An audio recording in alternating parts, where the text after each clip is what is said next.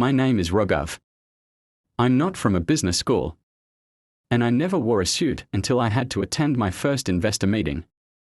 I used to run a tiny photocopy shop next to a college. Most of my income came during exam season. The rest of the year, I sat on a plastic chair, drinking chai and wondering how to earn more. One day, a student asked if I could print her resume and bind her project.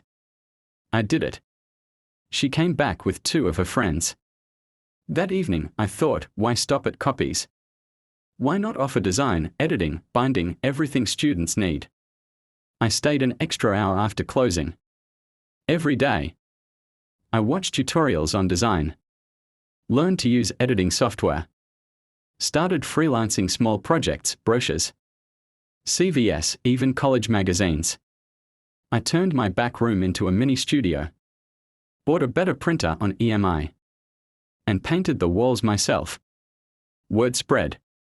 Students started calling it Raghav Studio instead of Photocopy Corner. 3 years later, I had to move out of the shop. Too small. I rented a bigger space. Hired 2 young designers, both former customers. We now create digital portfolios, company profiles, college journals, and even social media ads. I never imagined I'd own a creative agency.